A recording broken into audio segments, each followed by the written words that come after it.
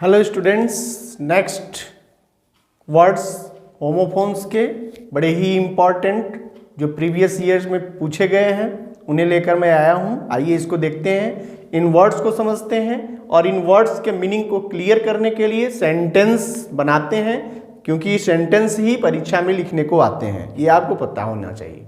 और वर्ड्स जो है वो अक्सर ये एग्जामिनेशन में पूछे गए हैं, ये रिपीट भी हो सकते हैं, इसलिए इसको ध्यान से देखने की जरूरत है। आइए तो पहला वर्ड लेते हैं, ये है आपका पहला पेयर आइडल और idol.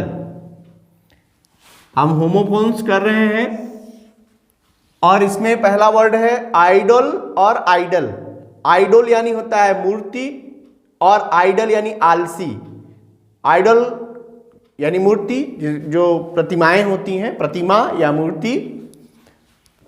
He is bent before the idol of lord, he bent before the idol of lord Shiva. वह झुका भगवान शिव की प्रतिमा के सामने, वह झुक गया। आइडल ये है वर्ड, ठीक है। और ये है आइडल, इसके लिए एक और वर्ड आ सकता है आइडियल। आइडियल भी एक वर्ड है, हो सकता है इसमें ऐड करके आ जाए। आइडियल यानी होता है आदर्श, लेकिन यहां आइडल यानी होता है आलसी। He is an idle man, वह एक आलसी व्यक्ति है। ये देखिए, चूंकि सेंटेंस में हमें वर्ड को रखना है जिससे कि उसका अर्थ भी क्लियर हो जाए। तो आइडल यानी आलसी। अब आइए देखते हैं, नेक्स्ट है जीलस और जीलस। देखिए इसमें केवल एक जो लेटर है वही केवल बदला हुआ है, और इस लेटर यहां जे और यहां जेड, इसी की वजह से इसका पूरा अर्थ बदल गया है। जीलस यानी होता है ईर्ष्यालु और जीलस यानी होता है उत्साही। अब जीलस ईर्ष्यालु के लिए सेंटेंस बना है यहां पर, ही is jealous of my progress, वह मेरी उन्नति से ईर्ष्यालु है। जीलस, कोई जब अच्छा कर रहा होता है तो उसे ईर्ष्या करने वाले भी लोग होते हैं, तो उसे क्या कहेंगे? जीलस। यानी ही is jealous of my progress, वह मेरी उन्नति से ईर्ष्यालु है। और जीलस यानी उत्साही, यानी जैसे किसी कार्य को करने का जो उत्साह होता है वो दिखाया जाए, तो उत्साही के लिए है the zealous workers finished their work in no time. तो जीलस यानी हो गया उत्साही कर्मचारी अपने कार्यों को बिल्कुल कम समय में समाप्त कर दिए। ठीक है, ये हो गया आपका जीलस, उत्साही। ये जीलस होना अच्छा गुण है व्यक्ति का, जीलस होना, ZEALOUS, jealous. Don't be jealous but you must be jealous. आपको उत्साही होना चाहिए, ईर्ष्यालु नहीं होना चाहिए। नेक्स्ट वर्ड है लूज। लूज यानी होता है खोना। इसे तो आप जानते हैं, बड़ा इजी वर्ड है, लेकिन चूंकि बोर्ड एग्जाम में पूछा गया क्वेश्चन था इसलिए मैंने इसको लिया है। तो लूज यानी होता है खोना वर्ब के रूप में, और लूज यानी ढीला ढाला। ठीक है, तो लूज यानी खोना के लिए we should not lose this chance, हमें यह अवसर नहीं खोना चाहिए। वैसे भी हमें कोई अवसर नहीं खोना चाहिए, क्योंकि अवसर केवल एक ही बार आता है। इसके लिए एक मुहावरा भी है, opportunity knocks at the door but once. अवसर केवल एक बार आता है।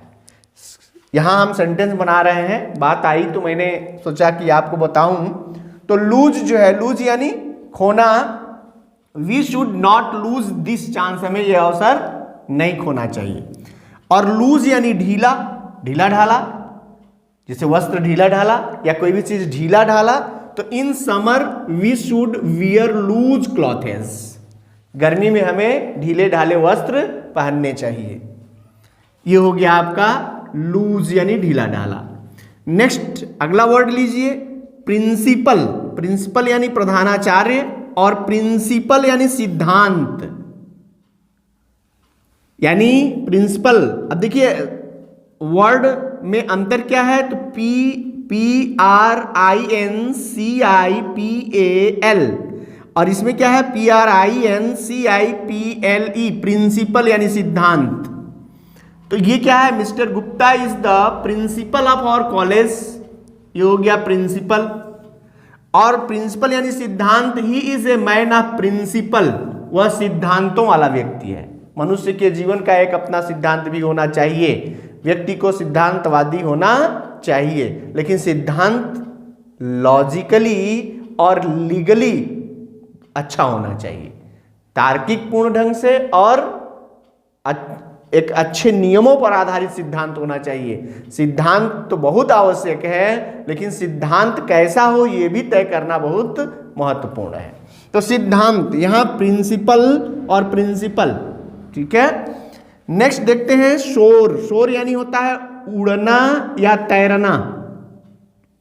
शोर, जैसे the bird is soaring high, यानी चिड़िया ऊपर ऊंचाई पर उड़ रही है।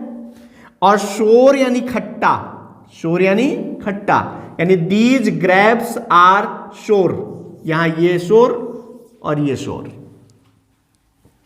तैरना या उड़ना के अर्थ में शोर का प्रयोग किया जाता है, शोरिंग। शोरिंग हाई यानी ऊपर ऊंचाई पर उड़ रही है, चिड़िया ऊंचाई पर उड़ रही है। और दीज ग्रेप्स आर शोर यानी ये अंगूर खट्टे हैं।